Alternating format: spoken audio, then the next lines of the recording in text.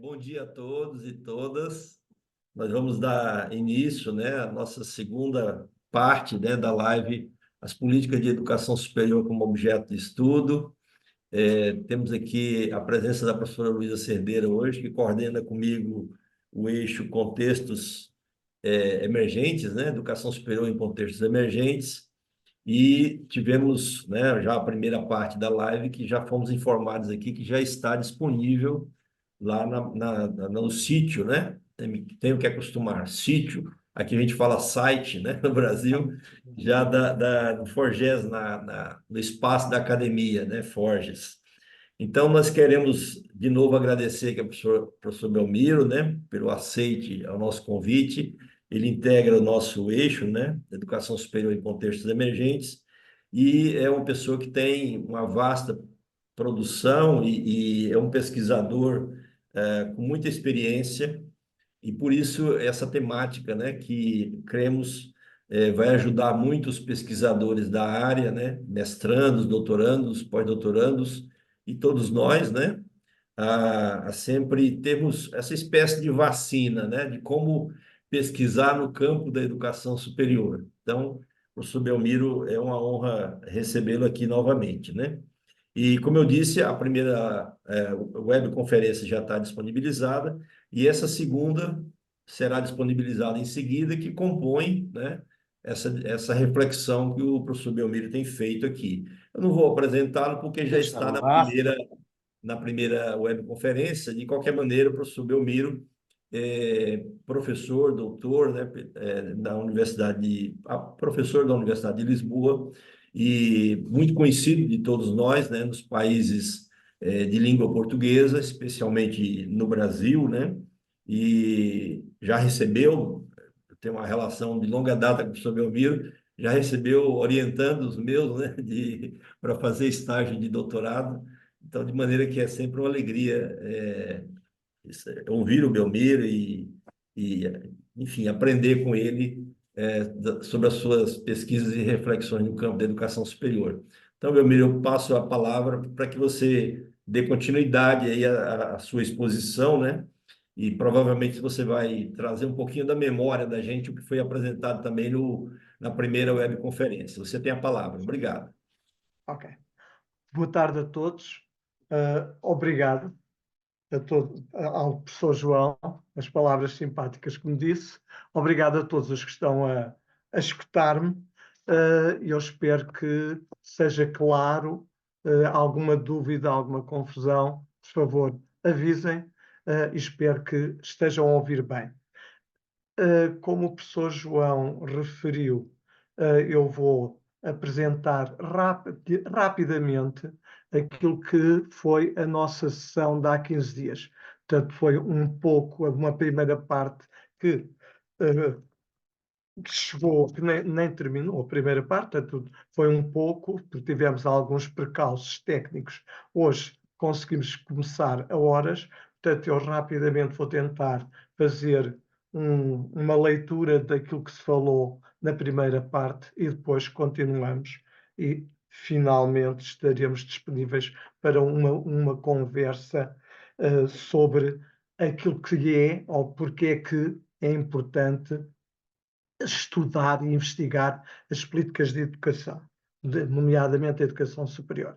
Serão obrigatoriamente tema e sujeito de investigação estas políticas, se tivermos em consideração o papel que a educação superior tem num país, no desenvolvimento desse país. É suficientemente importante o que a educação em geral e a educação superior em termos particulares, representam e desempenham no desenvolvimento de um país para serem objeto de estudo.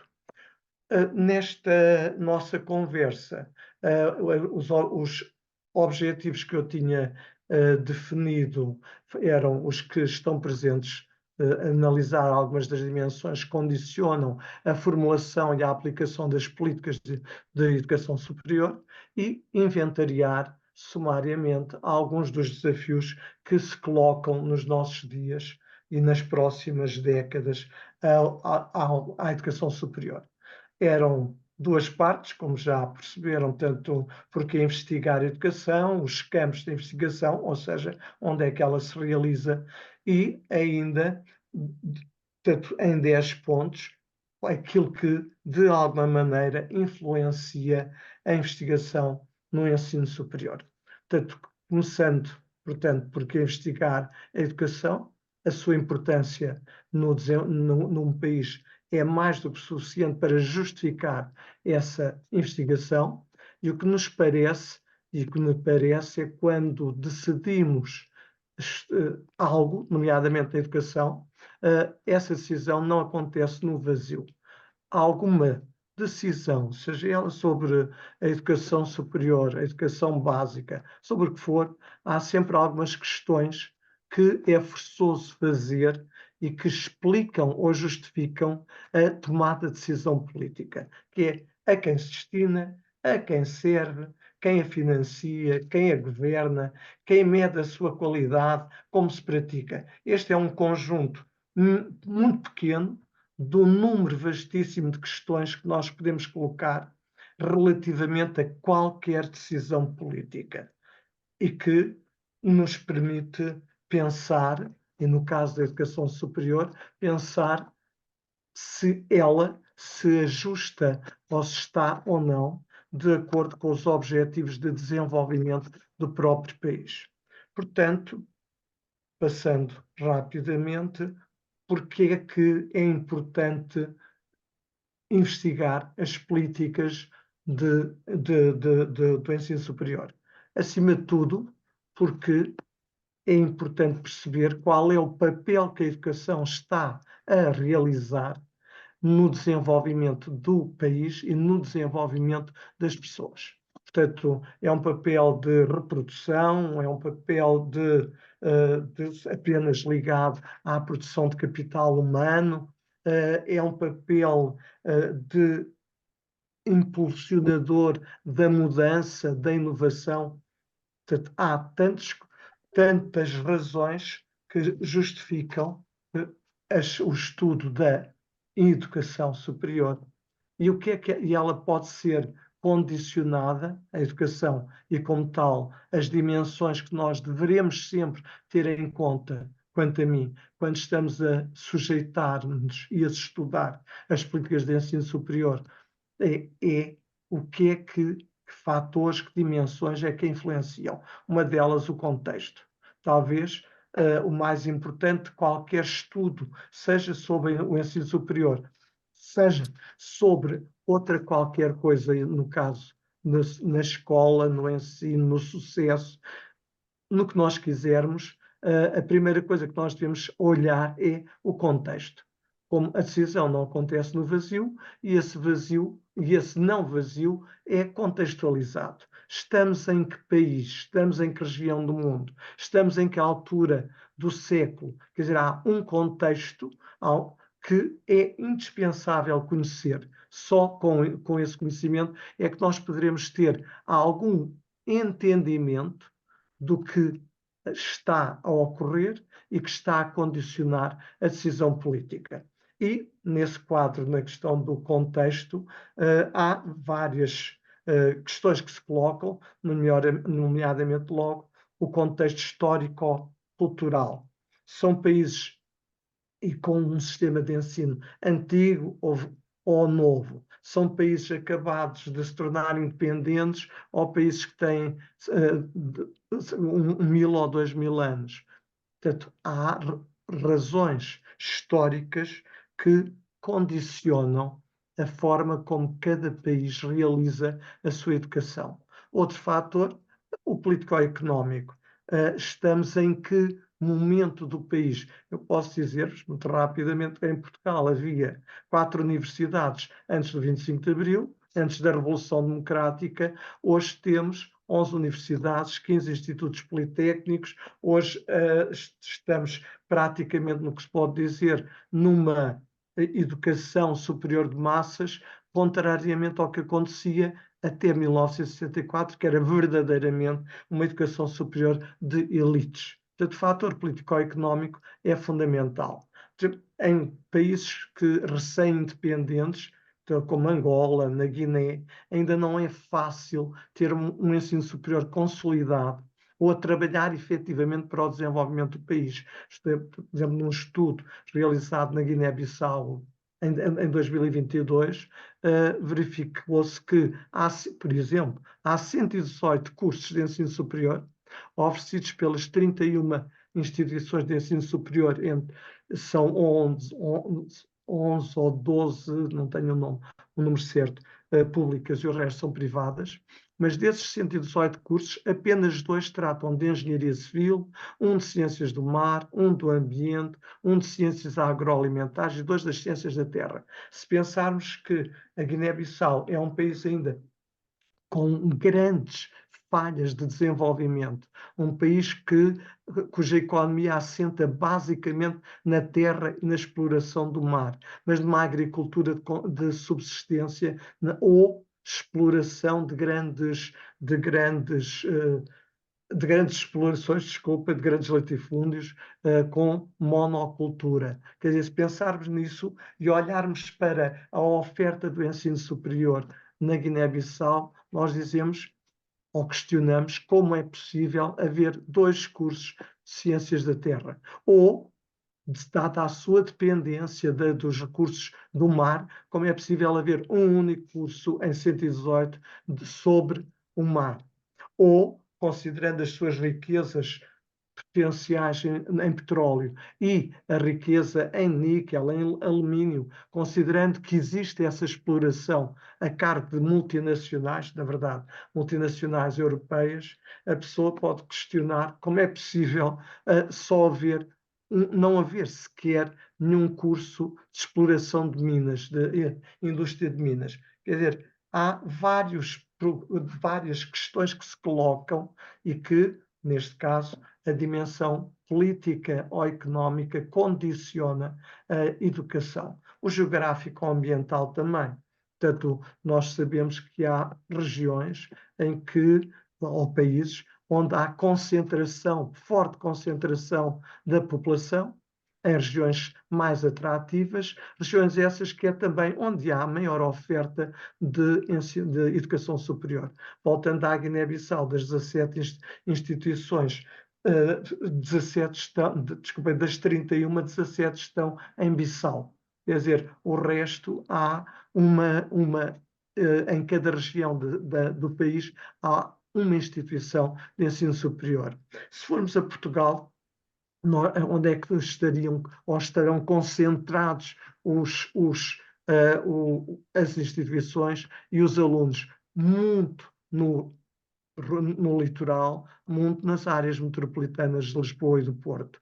Também condiciona muito o ensino e a educação num país a natureza do regime. Não vale a pena falar muito nisto, mas obviamente é diferente estarmos num regime ditatorial, de ditadura, conservador, reprodutor, onde a educação em geral, está a garantir a reprodução desse regime, ou num regime democrático, onde o objetivo é o desenvolvimento económico, o desenvolvimento político, cultural, social, o que implica que todos nós, de alguma maneira, tenhamos acesso ao ensino superior. Portanto, ser um Estado federal ou unitário, ser um Estado ditatorial ou democrático, influencia e condiciona de forma definitiva a educação superior. De igual modo, a própria estrutura e os objetivos que o país colocou para o ensino superior. Estamos num sistema unitário ou num sistema binário. Portanto, temos só ensino universitário, como acontecia em Portugal até aqui há 50 anos, ou estamos num sistema dual, onde existe, como atualmente em Portugal, onde existe universidade e Instituto Superior Politécnico, como no Brasil, com as universidades e os institutos federais. Porque, na verdade, termos só uma ou dois sistemas de ensino superior não é a mesma coisa. Até porque o ensino dual, os institutos estão mais perto daquilo que é o terreno, mais perto das populações, mais perto das necessidades das populações, portanto, poderão responder melhor às necessidades de desenvolvimento do país. Poderão, ou não, Portanto, o poderão ou não, a resposta, se há ou não essa resposta, se há vantagens num sistema só universitário ou um sistema binário, depende também da própria, do país e daquilo que são os seus objetivos. Portanto, também é fundamental, eu estou sendo mais rápido do que da primeira sessão, espero ser rápido, mas que não se perca tudo na rapidez, que é a questão da avaliação e certificação da qualidade. Não podemos pensar as políticas de ensino superior, não podemos olhar para a educação superior num país sem saber se tem alguma qualidade, se podemos dizer e confiar naquilo que nos é transcrito, ensinado, transmitido, discutido, o que significa que deve de haver, em princípio, deve de haver algum instrumento que permita avaliar e certificar a qualidade do ensino. Aliás, só assim é que poderemos também ter a possibilidade, cada país, de se ligar e relacionar com os outros para poder, cada um de nós, cada país tem que ter a certeza de quando está em conversações com o outro sobre transferências de tecnologia, sobre junção de instituições, sobre idas de professores de um para o outro país, é preciso ter a certeza, cada uma das partes, é preciso que tenha a certeza de que se está a falar de sistemas de ensino superior de qualidade. O que significa que é habitual nos países aparecerem, serem criadas agências ou departamentos ligados à avaliação e certificação da qualidade da educação ministrada. Claro que não, há alguns países ainda não existe nenhuma agência, noutros existem essas agências, mas estão muito ligadas à tutela, noutros países são essas agências são mais independentes. Portanto, isso é algo que nós devemos olhar quando estamos a observar e a estudar as políticas de ensino superior. Existe ou não uma agência de certificação e de avaliação de qualidade e qual é a sua ligação à tutela, aos governos? Portanto, no caso português, por exemplo, no caso da CPLP, por exemplo, em Timor-Leste ainda está na dependência da tutela a aprovação das instituições públicas dos cursos da qualidade. Em Portugal, desde há uns anos que temos a A3S, a Agência de Avaliação e Acreditação do Ensino Superior, uma agência independente. Em Cabo Verde, também foi criada agora a Agência Reguladora de Ensino Superior, também independente. Em Moçambique ainda é o CNAC, mas portanto, desculpe, é o Conselho Nacional de Avaliação da Qualidade do Ensino Superior, mas que está na dependência administrativa do Ministro da Tutela. No caso do Brasil, temos os sinais que também ele está vinculado ao Ministro da Educação, através do INEP, do Instituto Nacional de Estudos e Pesquisas Educacionais, Anísio Teixeira. Quer dizer, em São Tomé e Príncipe, inaugurou a 3 de maio deste ano a Agência de Regulação do Ensino Superior, mas só tem autonomia administrativa, depois depende da tutela. Quer dizer, não está, não, sendo verdade que é indispensável a existência de um organismo destes e com o maior nível possível de independência face ao poder político, esta agência ainda não existe por todos os países, nomeadamente ainda não existem todos os países da CPLP. Portanto, outra dimensão que é forçoso olhar quando se tem como objeto de estudo as políticas do ensino superior é o financiamento. Portanto, o seu financiamento, porque infelizmente, sem financiamento, nenhuma universidade, nenhum instituto consegue funcionar. Nada funciona sem o financiamento. E esse financiamento, em geral, pelo menos no nosso caso, e na verdade, na maior parte dos países do mundo, esse financiamento depende da forma como o próprio no país se olha para o bem educação. A educação é um bem público ou é um bem privado? Quanto mais nos aproximarmos da ideia de que a educação é um bem público, um bem a que todos temos direito, mais perto nós estamos naquela posição de dizer, certo, ok, então a educação deve ser gratuita, para que todos nós possamos usufruir do direito à educação sem ter que despender qualquer montante para esse usufruto. No polo oposto, quanto mais estarmos naquela posição de dizer, bom, quem mais ganha com a educação, nomeadamente com a educação superior, são os jovens, são os estudantes, são aqueles que beneficiam diretamente, os estudantes e as estudantes, que vão ter melhores empregos, melhores salários, melhor estatuto social, o que concretiza um bem de natureza privada, e então sejam os privados, os particulares, portanto, os estudantes e as famílias a pagar. Portanto, é nesta dicotomia de bem público, bem privado, que se cruza a ideia de quem e como é que deve ser financiado o ensino superior. O ensino. Claro que no ensino básico, no básico e secundário, a questão nem se coloca, porque é obrigatório, portanto, no quadro do ensino obrigatório nem se coloca a ideia de haver qualquer tipo de pagamento das famílias para que as crianças estejam na escola.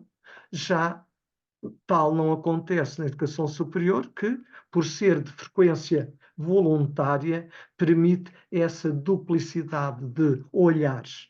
É um bem público ou é um bem privado e, portanto, será pago pelos os seus beneficiários ou pela coletividade, consoante consideremos que não é um bem de natureza pública ou, pelo contrário, é um bem de natureza pública.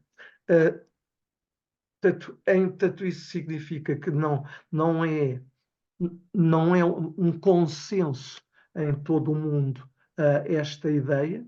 Portanto, e se olharmos uma boa parte da Europa, olha ou perspectiva a educação superior como um bem público, gratuito, portanto, em que o Estado garante a maior parte ou a totalidade do financiamento das instituições de ensino superior, sendo uma tradição europeia, está a perder-se, pelo menos em alguns países. Posso dizer-vos que em Portugal, até há 20 anos, o orçamento das instituições de ensino superior, das instituições públicas, basicamente garantido pelo Estado. 95% do orçamento das GIEs vinha do orçamento do Estado. Esse valor anda neste momento na ordem dos 55%. Os outros 45% estão hoje a cargo de quê? Da própria instituição, que tem que, ou foi forçada a diversificar as suas fontes de financiamento e vai buscar o resto, aquilo que não é comparticipado pelo Estado, aonde? Aos estudantes, através da política de pagamentos de propina. Propina em Portugal não tem o mesmo significado que no Brasil, até corresponde à anualidade, à taxa que se tem que pagar para frequentar a instituição de ensino superior. Portanto, voltando às instituições e ao seu financiamento, eles colmatam as falhas do Estado como solicitando, ou através das propinas, junto aos estudantes, e através de protocolos de investigação, parcerias, venda de serviços ao mercado. Portanto, subitamente, as instituições de ensino superior em Portugal, e quem diz em Portugal diz noutros países, são forçados a colmatar as quebras, a desresponsabilização que o Estado tem e que assume em relação a financiar as instituições de ensino superior. Portanto, as instituições têm que colmatar indo ao mercado, seja esse mercado as famílias, as empresas, as fundações, ou outra qualquer organização. Portanto, aliás, em relação basicamente à Europa, pode haver aí, portanto, um regime de propinas num slide roubado à professora Luísa, portanto, que é as universidades, tanto em algum caso, são livres para pagar, para fixar o seu nível de propinas, tem Letónia, Lituânia, Luxemburgo, Sérvia. Noutros casos, como no caso português, temos a possibilidade de fixar, mas dentro de um contexto fixado pela tutela. Noutros casos, há uma autoridade que o faz, e noutros casos segue-se a tradição europeia do Estado do bem-estar, que é não há propinas. E tem aí a Áustria, Hamburgo, Dinamarca, Estónia, etc. Portanto, não há uma única forma de estar no que diz respeito ao financiamento do ensino superior pelo mundo fora e definitivamente mesmo na Europa. Portanto, portanto, se forem ver aí, portanto, o que acontece na Europa e a comparticipação dos estudantes para o financiamento do ensino superior, está a ir nesse mapa bem perceptível a diferença nos azuis, a Noruega, que é algo como menos, desculpem, a Noruega, a Inglaterra, portanto, que a Inglaterra, como sabem, mudou substancialmente, a Irlanda do Norte, com propinas acima de 3.000 € ano, para situações como a Alemanha, a Polónia, portanto, que andam entre 1 e 100 euros por ano. Portanto, há uma diversidade grande e que seria interessante, não temos tempo para isso, estudar porque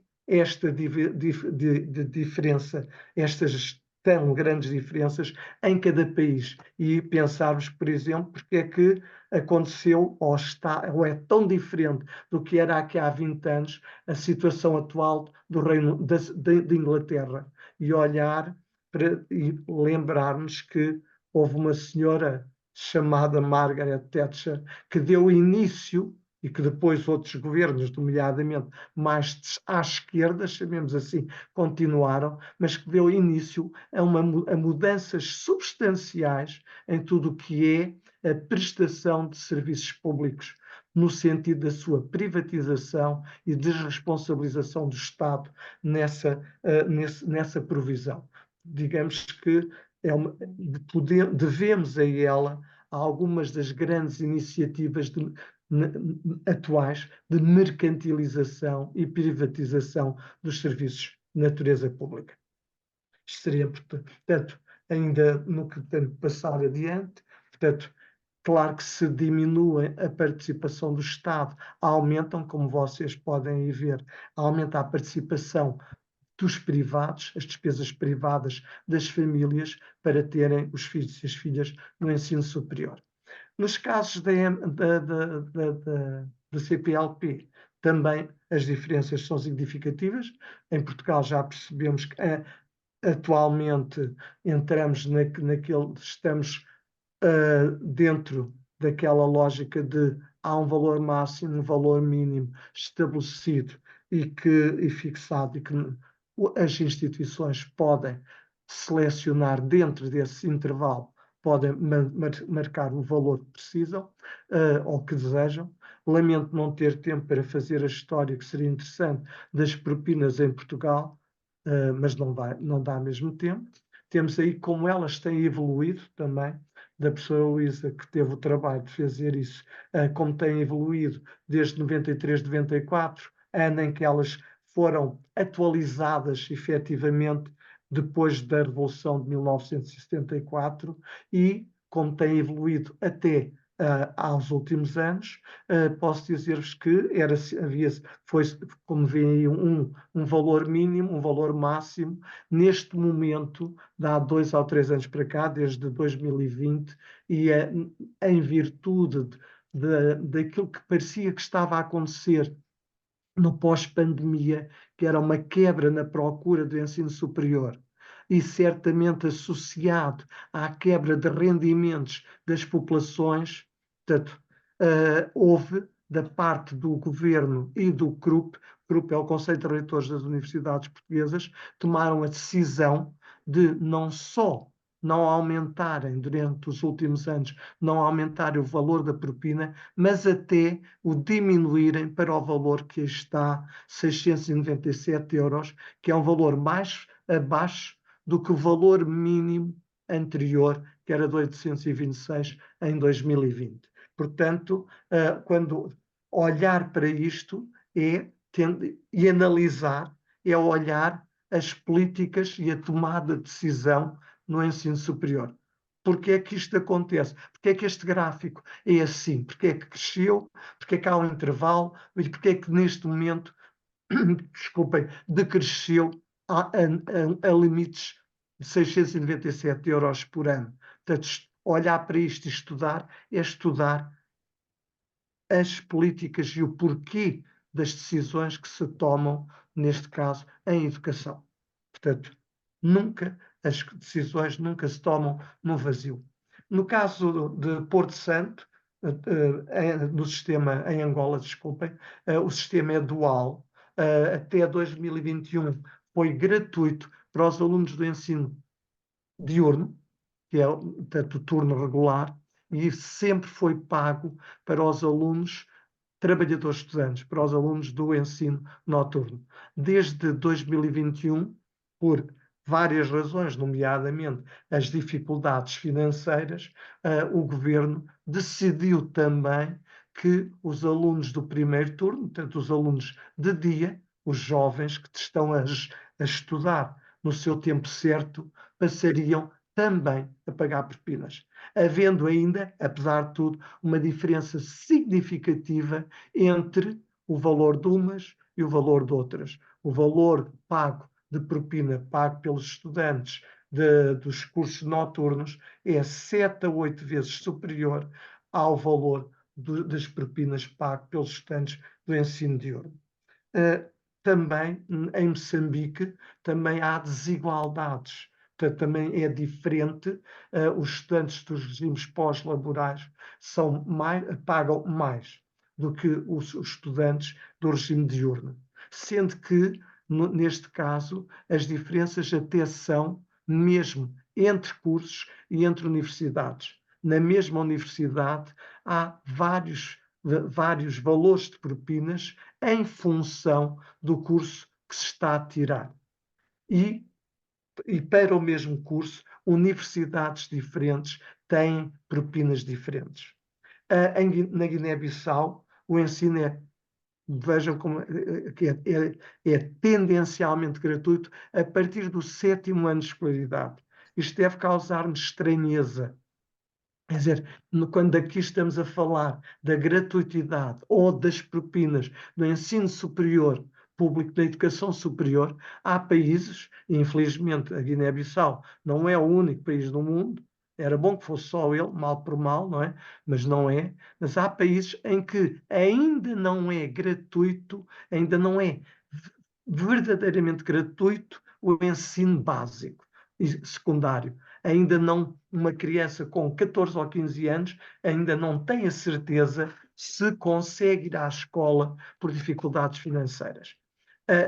Na Guiné, como está aí, vos acabei de dizer, é tendencialmente gratuito a partir do 7º ano de escolaridade, sendo que, verdade se diga, também há um conjunto de medidas, nomeadamente a isenção de propinas, tem sido um instrumento utilizado pelo governo guineense para não impedir, uma vez que para isso teria que alterar a lei de base, a Constituição, etc., para não impedir que as crianças beneficiem da escola por dificuldades financeiras.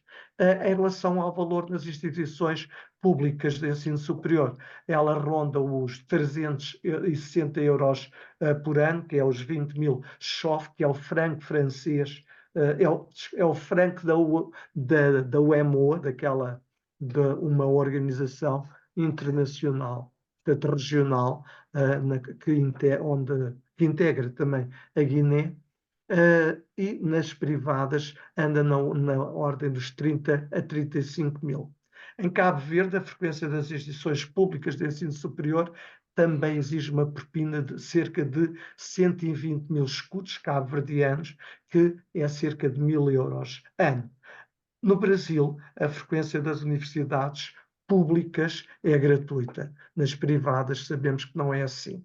Todavia, o debate entre o público e o privado não se fica ou não deve ficar apenas na ideia de propinas e financiamento. É também na própria natureza jurídica do estabelecimento que nós devemos pensar.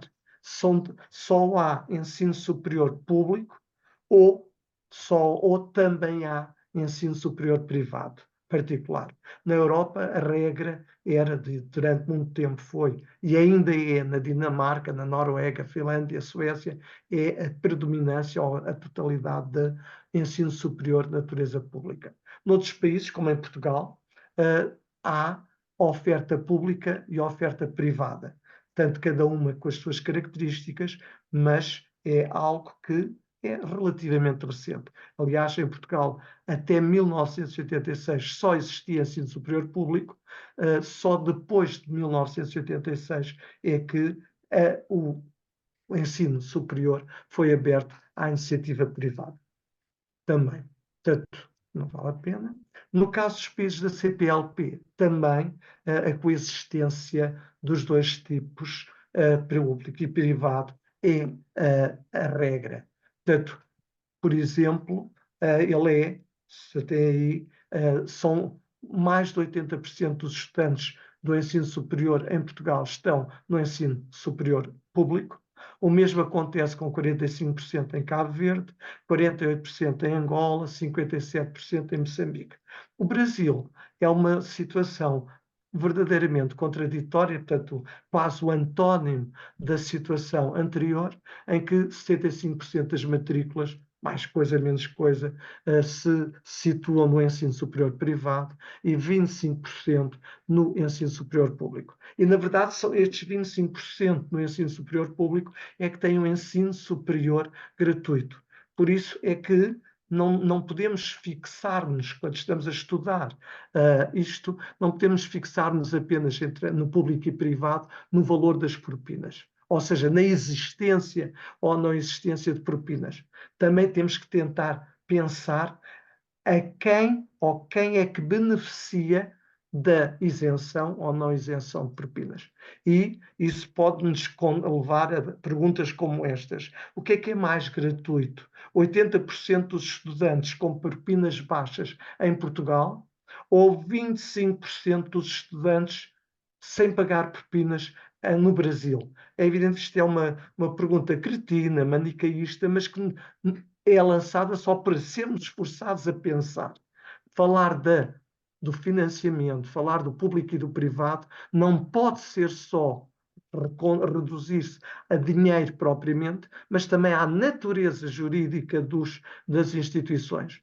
E, portanto, o caso brasileiro é flagrante pela diferença abissal do número de alunos e do número de instituições de ensino superior privadas face ao número de instituições de ensino superior públicas.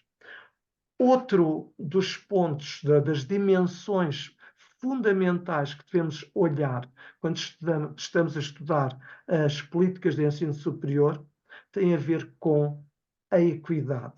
Portanto, como é que com o acesso dos jovens ao ensino superior é justo ou não?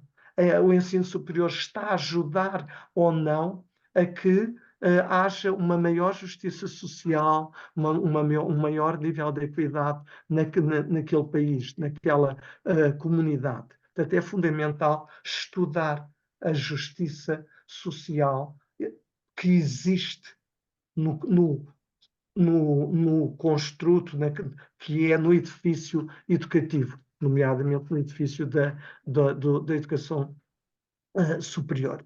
E aí, para garantir ou melhorar essa equidade, os países, portanto, os decisores políticos, podem lançar mão de inúmeros instrumentos nomeadamente instrumentos de natureza monetária e instrumentos de natureza social. Se não lançam, é só porque não querem, mas há instrumentos disponíveis que podem ajudar a que um ensino, um sistema educativo, se torne mais justo e equitativo. No caso das políticas monetárias, e já falei há pouco, temos a questão da isenção de propinas. Quer dizer, nos países em que existe isenção de propinas, portanto, em que existem propinas, isentar os estudantes do ensino superior, total ou parcialmente, do seu pagamento, é um instrumento que o decisor político pode utilizar para elevar o nível de equidade de um país, para garantir que ninguém fique de fora por dificuldades financeiras. E também pode pegar noutro instrumento, que são as bolsas de estudo.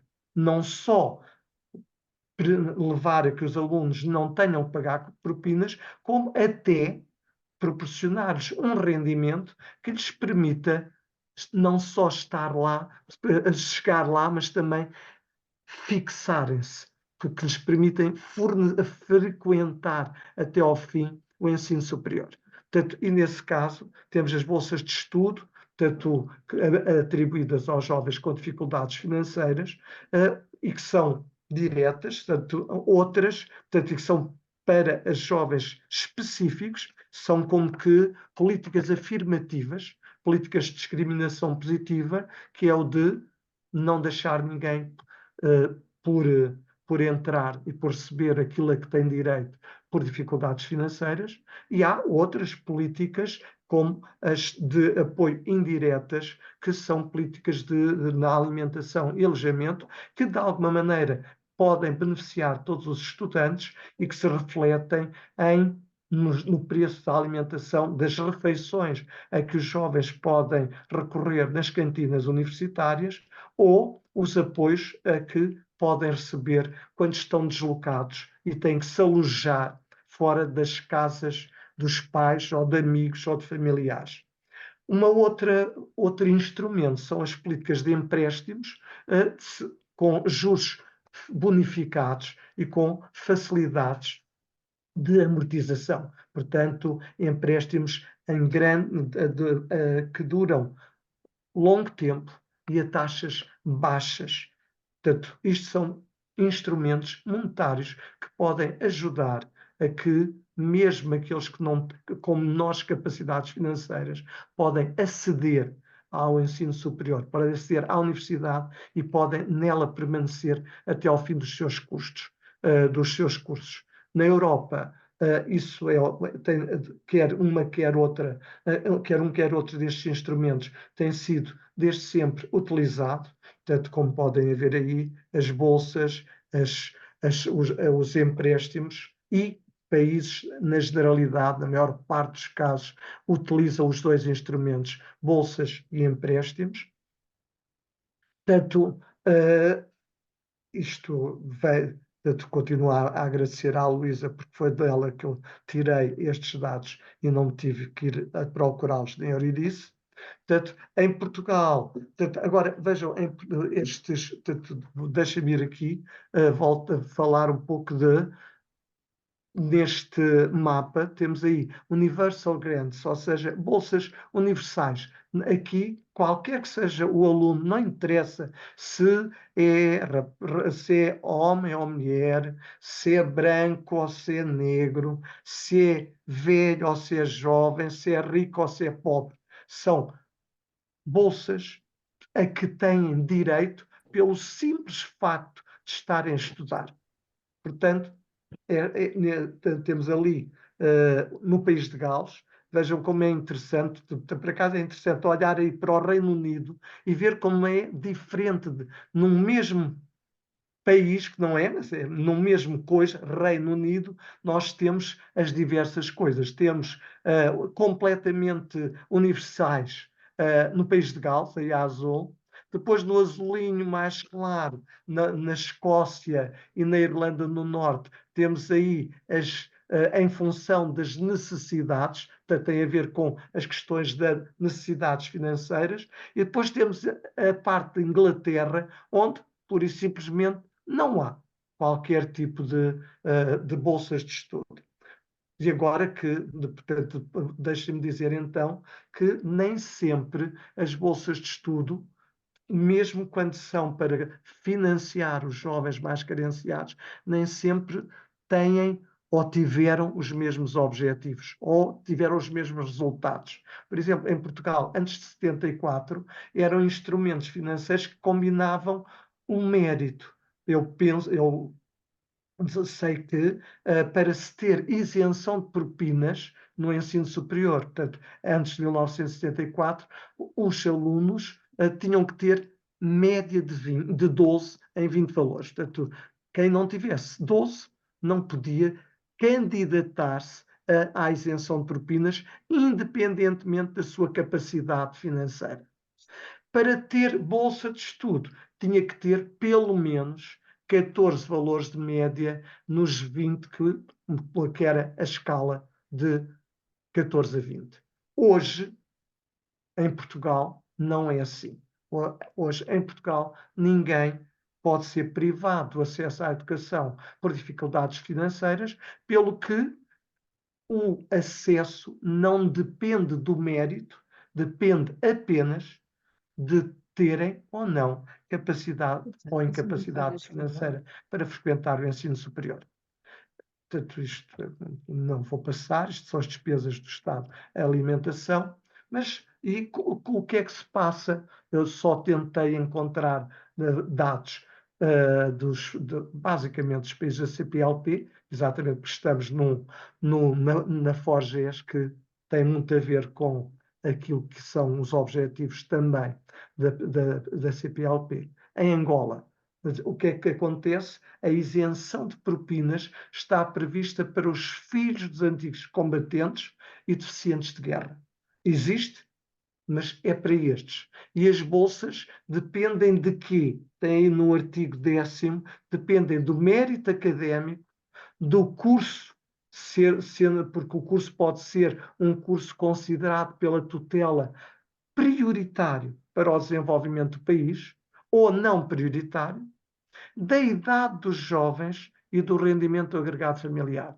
Portanto, as dificuldades financeiras para o acesso ao ensino superior em Angola contam 20% para a atribuição da Bolsa.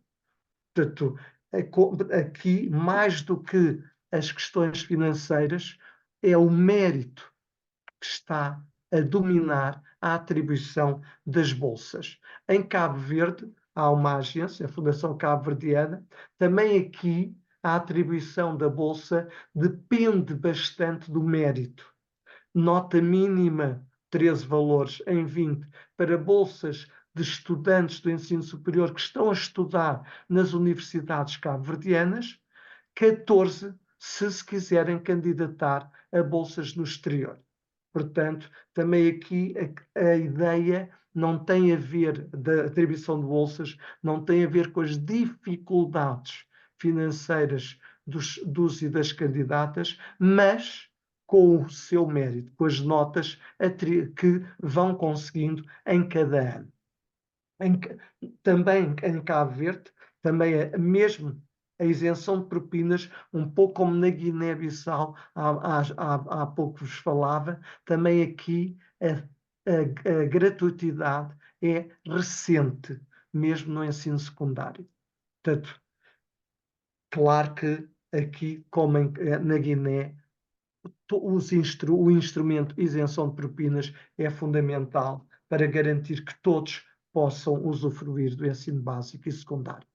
Portanto, na Guiné-Bissau, portanto, já tínhamos visto há pouco, no Brasil encontramos também instrumentos, não para em relação às propinas, não aplicáveis, como é lógico, às universidades públicas que são gratuitas, mas aplicáveis aos estudantes do ensino superior privado. E temos o programa o ProUni, Programa Universidade para Todos, que veio ou que ainda hoje permite que dezenas e dezenas, ou provavelmente centenas de milhares de jovens possam aceder à educação superior, porque não conseguiram lugar nas universidades públicas, sendo uma medida de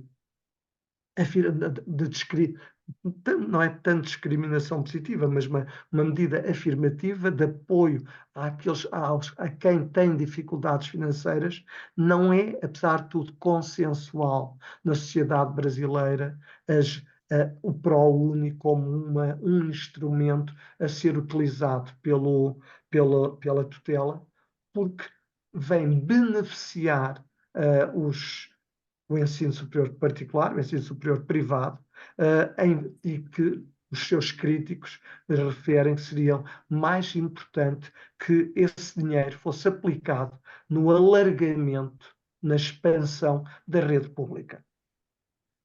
Portanto, uma outra política monetária, como falámos das isenção de propinas, nas bolsas, na política de empréstimos. A política de empréstimos, portanto, na verdade,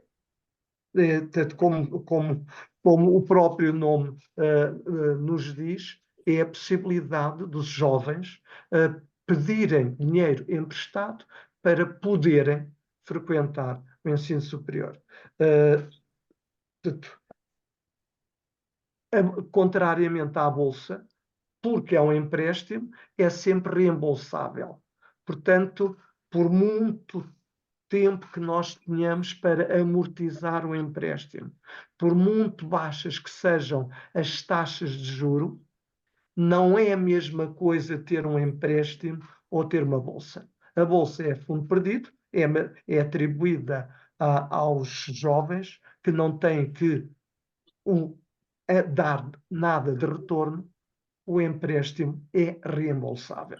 E isso significa, de alguma maneira, portanto, um retrocesso, pelo menos em alguns países, e a meu ver, um retrocesso na equidade, na equidade do ensino superior em diversos países.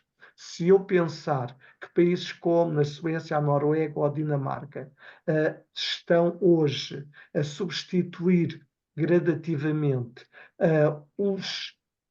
as bolsas por empréstimos, eu vou ser levado a dizer o quê? Vou dizer que, apesar das taxas de juros aplicadas a esses empréstimos serem nulas ou praticamente nulas, apesar dos estudantes poderem pagar esses empréstimos ao longo de não sei quantos anos, apesar de tudo isso e, portanto, ser tudo bom, apesar disso, estão a substituir uma coisa que verdadeiramente aumentava mais o nível de equidade do sistema, que é uma bolsa. Portanto, este processo de atribuição de empréstimos, de concessão de empréstimos, em alguns países é, a meu ver, um verdadeiro instrumento de tornar mais acessível o ensino superior. Noutros, para mim, é um retrocesso. Neste caso, no caso destes países em que está a acontecer a substituição do empréstimo, por empréstimo, a substituição da Bolsa, quanto a mim, é uma política de retrocesso. O mesmo não é em Portugal, por exemplo, onde o crédito existente é um crédito chamado os empréstimos de garantia mútua, em que são créditos com taxas bonificadas, portanto, de alguma maneira mais, a crítica, de alguma maneira, são taxas mais baixas que depois falas, Luísa, do que aquelas que se podem obter na banca comercial. Portanto, Belmiro, mais eu uns vou dar, 5 minutinhos para a gente abrir, tá bem? mais pressa? Ok. Mais uns 5 minutinhos para a gente ter 20 Ok, minutos ok, de ok. debate. Então, no Brasil, portanto, esta é o FIES, portanto, que garante esses empréstimos para, portanto, só em 2023, 109 mil jovens inscreveram-se no programa. Portanto, tem aqui. Em Angola também há alguns empréstimos, também há uma política de empréstimos, mas muito comercial.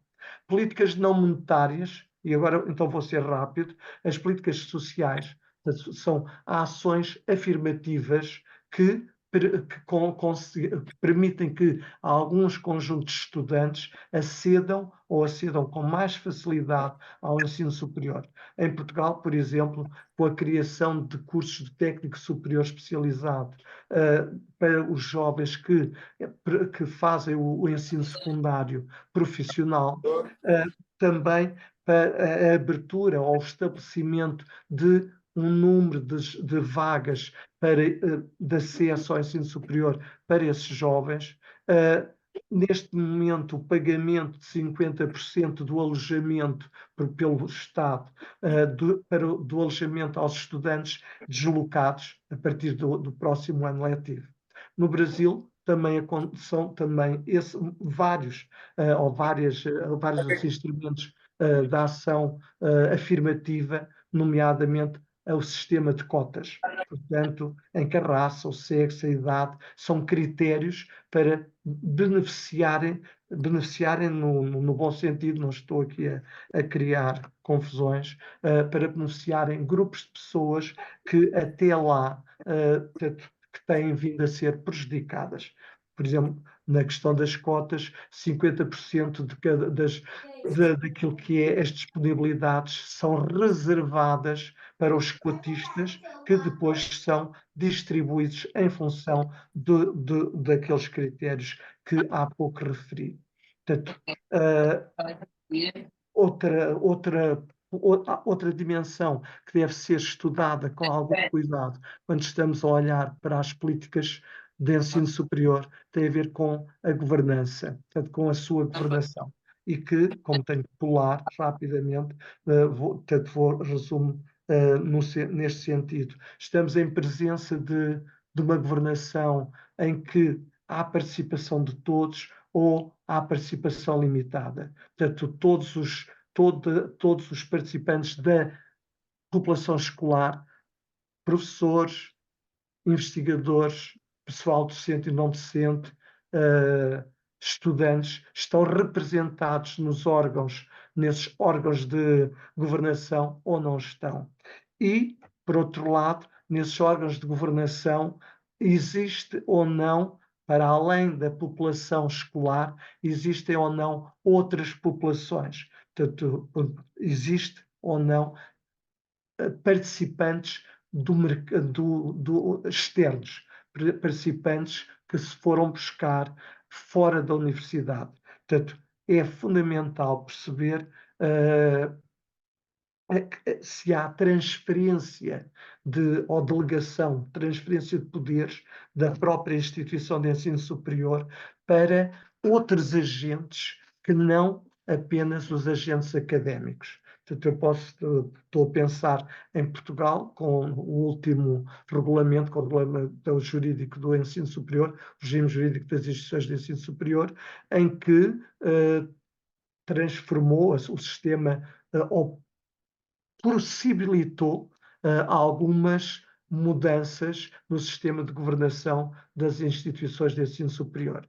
Desde logo porque permite que algumas delas, em determinadas circunstâncias, que elas se assumam como fundações públicas de direito privado, ou também porque alargou, criou na sua organização, na sua estrutura, novos órgãos, nomeadamente o Conselho Geral, um Conselho Geral que é formado por académicos e por entidades externas de reconhecido valor, cooptadas por esses académicos. E que são eles, na verdade, é este Conselho Geral que acaba por definir a missão da universidade e eleger o reitor, que é o órgão executivo máximo da universidade. Portanto, de alguma maneira, isto é trazer para a governação de uma instituição pública de ensino superior, é trazer também um mercado, independentemente da forma como nós possamos considerar essa ideia de mercado, para dentro de uma instituição do ensino superior. Portanto, outra dimensão é certamente a da internacionalização. O simples facto de estar num ranking internacional dá novas aberturas, novas oportunidades às instituições de ensino superior para dar-lhe peso ou parece darem peso para novas negociações e para gozarem e imporem um outro papel no quadro educativo. Portanto, temos algumas vantagens dessa internacionalização, a promoção da cooperação académica e da qualidade da doença e da investigação, portanto, o aumento da visibilidade das instituições, os ganhos que se podem obter com as parcerias, os ganhos do aumentar da massa crítica, o fortalecimento das sinergias nas equipas de investigação, etc. Há um conjunto de razões que justificam de facto e as vantagens da internacionalização das instituições. Portanto, como falei há pouco, só o facto de estarem num ranking dá a essa instituição uma aura de qualidade, uma aura de ser melhor do que as outras e que, portanto, pode até impor as suas maneiras de pensar e de ensinar. Aqui estão apenas 3 exemplos dos rankings mais utilizados, mais usuais, e posso dizer que em 2023 o Brasil teve 24 universidades citadas, sendo 10 entre as 300 melhores do mundo e que por acaso estão aí, a São Paulo, a Estadual de São Paulo, a de Minas Gerais, etc, etc. Em Portugal foram 6 as citadas, 3 também, a Lisboa e Porto também entre as 300 melhores, depois entre as 500 melhores, Coimbra, Minho e Aveiro, e entre as 600 ainda tivemos a Universidade Nova de Lisboa. E o retrato do que tem sido a internacionalização da educação superior. Conjunto de jovens que se têm vindo a deslocar de um para outros países. Portanto, em Portugal, também tem aumentado e os estudantes inscritos em mobilidade internacional têm vindo a procurar diversas formações, particularmente o ensino superior, nomeadamente licenciatura, mestrado, doutoramento. Portanto, e, como o professor João há pouco disse, nós, no Instituto de Educação, a professora Luísa e eu, porque estamos nós dois aqui, temos, eu ia dizer vasta, mas vasta é demasiado, mas temos bastante experiência em receber colegas, seja para sanduíches, doutoramentos de sanduíches, para doutoramentos totais, para pós-docs, portanto, muito neste quadro da internacionalização, também, neste caso, do ensino superior português. E os países de origem, em Portugal, de onde é que vêm basicamente os jovens que frequentam as nossas universidades, o grande peso é o Brasil. Como vê ali, 17.028 jovens que frequentam a nossa educação vêm do Brasil, depois a Guiné, Cabo Verde, Angola, portanto, França e outros, mas fundamentalmente estes são os países de onde mais vêm estudantes estudar em Portugal. Claro que por vezes, e não podemos estar a olhar para aqui, por vezes a ideia de estudante internacional está ligada a algumas vantagens, nomeadamente a vantagem da propina que eles pagam, os jovens pagam propinas que por vezes são superiores às propinas pagas pelos nacionais. Como ele depois, o professor João já tem estes slides todos, depois podem todos ter acesso. Em alguns casos não acontece o que eu acabei de dizer, porque há países como em baixo, em que diz no tuition fee, portanto não há propinas, e não há propinas nem para os estudantes do ensino superior nacionais, nem para a generalidade dos estudantes internacionais. Neste caso, a internacionalização fica-se mais pela colaboração e o desenvolvimento do conhecimento do que com qualquer pretensão de aumentar o financiamento das próprias instituições.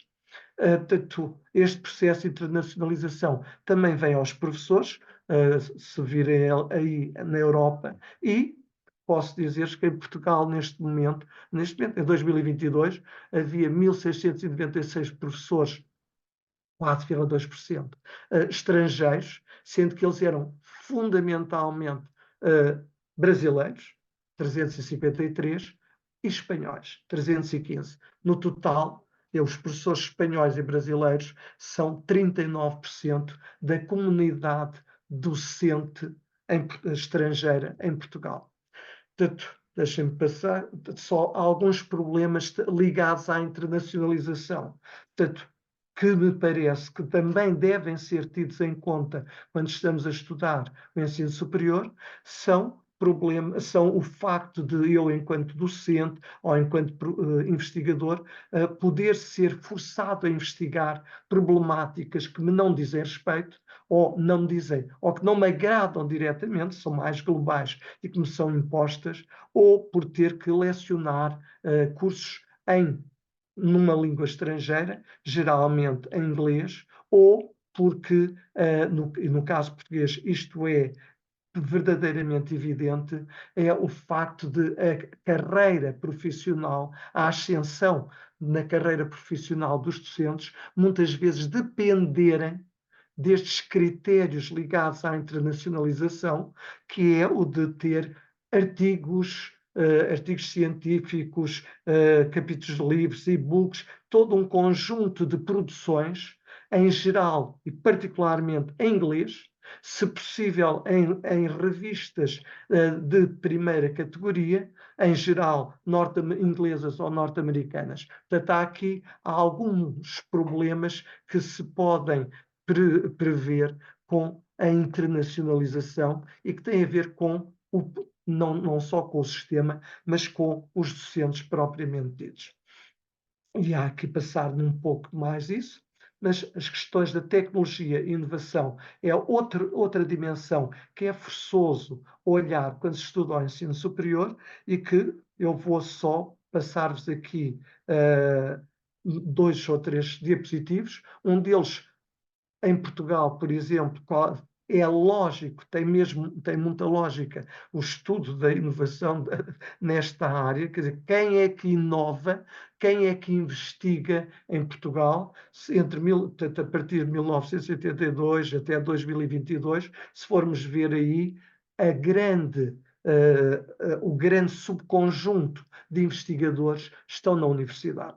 Portanto, em 2022, as empresas, portanto, executaram 44,9% da investigação científica em Portugal, contra ou também, ainda bem que isto aqui não é contra, a investigação não devia ser uma contra a outra, mas em colaboração, mas no ensino superior, os docentes do ensino superior fizeram em 50,3%. Portanto, ao longo do tempo há um decréscimo significativo do interesse do Estado nisso, do Estado enquanto entidade autónoma, e quem verdadeiramente faz investigação científica são os docentes, sejam eles da carreira de investigador, sejam eles professores, que são forçados também, quer por eles próprios, quer pela própria ascensão da carreira, a não serem só docentes, serem também investigadores. Portanto, é fundamental olhar também esta dimensão quando estudamos o ensino superior. E uma curiosidade é que Portugal e o Brasil, em 2011, neste momento não sei como estaremos, foram 2 dos países considerados com os sistemas nacionais de ciência com crescimento mais rápido. Portanto, temos aqui Portugal com um crescimento de 10,1%, Brasil de 8,7%. E também ainda em relação a este papel dos sistemas científicos dos nossos países, é interessante olhar que a taxa anual de crescimento em publicações científicas entre 2006 e 2016, também aí se encontra Brasil e Portugal, temos aí com taxas de 6,8% e 6,6% de crescimento nesta década de crescimento das publicações. portanto, indo a outros países, nem todos assim estão naqueles de crescimento mais rápido. Em relação aos países da CPLP, muito honestamente, não encontrei muita informação. Verifiquei que em Angola, entre 2010 e 2016, o número de artigos publicados aumentou cerca de 20% ao ano, ainda que, e não está explicitado, sejam fundamentalmente em coautoria e em que os autores, os primeiros autores, em geral, não são os autores angolanos. Portanto, isto, uma visão mais para os nossos países, da CPLP, uma análise em três, como se chama, três bases internacionais, a Scopus, Web of Science e a Medline, de publicação científica. Temos em todos eles, nós estamos representados, a CPLP está representada, com um número extraordinariamente significativo de publicações, no caso brasileiro, como podem ver aí, 902.000, 818.000, 283.000, e Portugal, bastante menos, também somos muito mais pequenos, mas não será só por isso, mas que me parece é interessante. Eu não consegui encontrar dados mundiais para ver o peso que a CPLP tinha na totalidade, mas vai ser algo que eu vou tentar encontrar nos próximos tempos, que é perceber neste ano, em 2018, qual era o número de publicações da Scopus, da Web e da DED, para podermos ver qual era o peso, ou qual era o peso da CPLP neste quadro das publicações com peer review, portanto, com revisor por pares, em jornais de referência, e para ver, portanto, qual é o peso do nosso sistema científico no sistema mundial.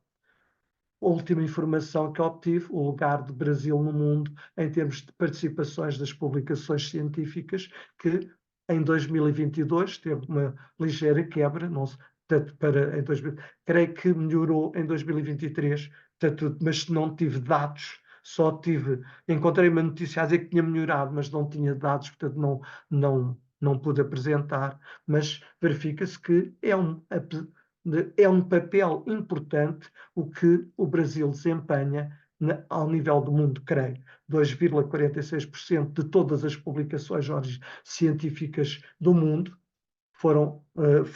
nasceram no Brasil. Portanto, eu já vou só gastar mais 2 minutos, portanto, tendo os professores como missão investigar, faz sentido, quando estamos a olhar as políticas de ensino superior, portanto, quando o ensino superior é o nosso objeto de estudo, faz sentido também então olhar os professores, as professoras, os investigadores, as investigadoras, e questionar-se qual é o nosso lugar neste sistema. O que é que nós ganhamos, entre aspas, para além do salário, que geralmente é miserável? Portanto, que condições é que nos dão? E daí meia dúzia de questões que nós podemos colocar e que podemos refletir quando estamos a olhar para o ensino superior e para a carreira docente. Existe uma carreira de investigador. Eu coloco essa porque o meu conhecimento da realidade portuguesa é que quase é inexistente a carreira de investigador universitário. Não pode, ia dizer especular, não vale a pena especular, mas há um número diminuto de investigadores universitários, o que significa que a grande maioria da produção científica do ensino, das instituições de ensino superior, não provém de investigadores do clube, mas dos professores, que são simultaneamente docentes e investigadores. Outra questão que se nos coloca é: existe algum apoio ao sistema, ao instituto, à investigação e à internacionalização dos investigadores? pensando em alguns casos, nomeadamente em países pequenos como Portugal, ou com sistemas de ensino superior ainda muito novos, recentes, pouco consolidados, é extraordinariamente difícil, às vezes, sequer escrever um artigo que cumpra aquilo que é os formatos exigidos pelos jornais de referência. Ora, se isso é tão difícil, há no ensino superior, nas universidades, há alguém que nos apoie para o fazer? Existe alguma agência que fomente a investigação? Todos os campos são prioritários. Eu posso dizer-vos que, e acho que é mesmo só mais um minuto, que em Portugal as ciências da educação não são considerados prioritários. Portanto, na distribuição dos fundos pela Fundação de Ciência e Tecnologia, que é a agência que trabalha as questões da investigação científica em Portugal, obviamente que os projetos mais em quantidade que mais são aprovados são aqueles que dizem respeito às áreas científicas, a seguir há algumas áreas das humanidades e muito para baixo às áreas das ciências de educação. Quer dizer, nem todos os campos de investigação da ciência e do conhecimento são considerados prioritários. Tem alguma lógica, é algo que deve ser estudado. Desafios, desculpem só, o que é que nós podemos de pensar que ainda é importante ou que é absolutamente indispensável resolver? Portanto, garantir uma aprendizagem para todos, que ainda não existe, mesmo ao nível do básico e do secundário, elevar os níveis de equidade do sistema, reconstruir um sistema de governança no sentido da cooperação e da democracia, garantir negociações e parcerias justas, colaborar com o mercado para responder às necessidades, internacionalizar, regressar a uma educação superior cooperativa e menos competitiva, que não faça que as universidades, como hoje acontece, compitam por alunos, por professores e por financiamentos, e colocar os grandes problemas sociais e ambientais na mira da educação superior. Acho que são meia dúzia de desafios que se colocam ao ensino superior pelo mundo fora. Obrigado, eu devo ter passado largamente o tempo que me era concedido. Peço imensa desculpa, espero ter sido claro. Obrigado por terem tido paciência para me escutar. Deixo a palavra ao professor João. Belmiro, muito obrigado. Como vocês viram, nós desafiamos o Belmiro a tratar desse tema amplo, né? Educação superior como objeto de estudo.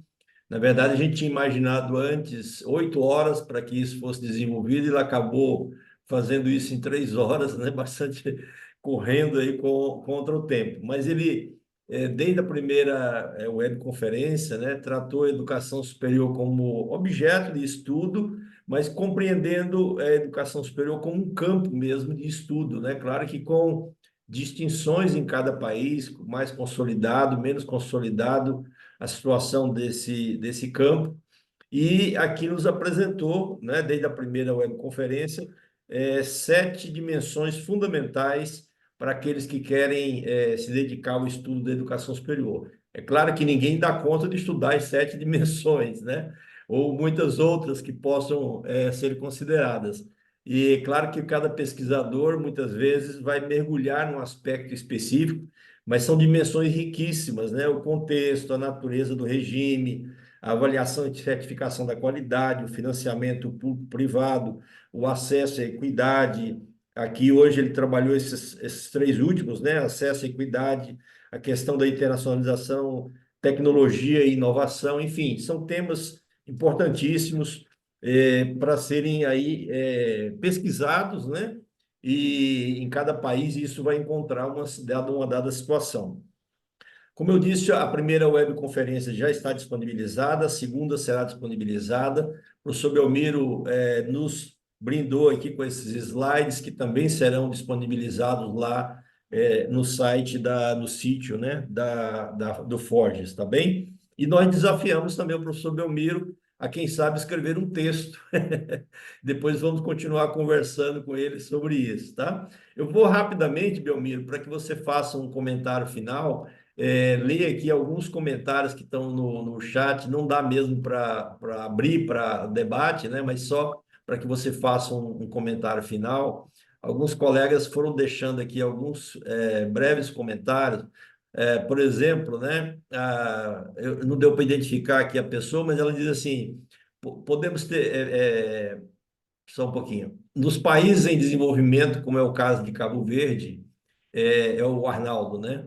O grande problema, do meu ponto de vista, é a discrepância entre os discursos políticos em relação à qualidade da educação e, em particular, da educação superior e a prática ou a efetivação das políticas e dos discursos. É um comentário, né? O Arnaldo ainda diz que deseja-se que a qualidade da educação superior, né? No caso de Cabo Verde, existe a agência reguladora do ensino superior, mas falta definir os padrões nacionais de garantia da qualidade, ou seja, os referenciais que dão conteúdo às formas a desejada, né, qualidade do ensino superior de servir, para servir como orientação mesmo para as instituições e construir, né, um sistema interno de garantia de qualidade, né, mas que, além disso, ele diz que é fundamental que o Estado, desejando a qualidade, faça investimentos adicionais para além da disponibilização do orçamento, né, que anula para o regular funcionamento das IES públicas, né? Nós temos aqui muitas pessoas agradecendo pela conferência que você fez. A Cláudia Cláudia Vaz colocou uma questão sobre a avaliação da qualidade também. A avaliação parece que mobilizou bastante as pessoas, né? Ela disse que é uma questão que suscita, né, muitas inquietações e, se possível, havendo oportunidade, ela queria colocar um debate aqui, mas acho que você vai ter que fazer isso por e-mail, viu, Cláudia? Tivemos um outro comentário, né, do Arnaldo, que foi sendo provocado pela sua fala, dizendo que as bolsas cobrem, em média, 20% e o valor cobre apenas um montante mensal das propinas e taxas, né? No caso de Cabo Verde, né? Ou seja, a bolsa mensal é o valor da propina, que no caso das IES públicas é cerca de 82 euros, né? Enfim, comentários assim, né, que foram confirmando ou complementando alguma informação dos colegas de vários países aqui que estão aqui presentes, né? Nós temos aqui também a presença da professora Marília Morosini, que é uma especialista na área sobretudo, de internacionalização, né, da educação superior. A professora Luísa, que precisou sair, deixou aqui os seus agradecimentos pela excelente apresentação, assim como também outros colegas, né? Enfim, Belmiro, a sua consideração final, porque nós precisamos realmente fechar aqui a nossa live, né? A duração máxima é de 1h30. Você Ok. tem a palavra. Então, muito rapidamente, de facto, mesmo rápido, e tem muito a ver com a questão da avaliação e certificação e com a preocupação da Cláudia e a preocupação do Arnaldo. E pensando mesmo num país, em Cabo Verde, portanto, eu devo dizer-lhe que concordo completamente com o que o Arnaldo acabou de dizer, e de escrever aí no chat, e dizer-lhe que os critérios pelos quais, parece-me a mim, que os critérios pelos quais a ARS, a Agência Reguladora do Ensino Superior de Cabo Verde, está a seguir hoje, são semelhantes aos critérios seguidos pela A3S, pela Agência Portuguesa, pela A3, a Agência de Acreditação e Avaliação do Ensino Superior em Portugal. Portanto, é evidente que em instituições que ainda estão recém-criadas, é sempre complicado saber logo o que fazer. Portanto, na verdade, às vezes começa-se, que é o caso, começa-se pelo telhado e depois é que se fazem as paredes, não é? Portanto, deveria ser o contrário.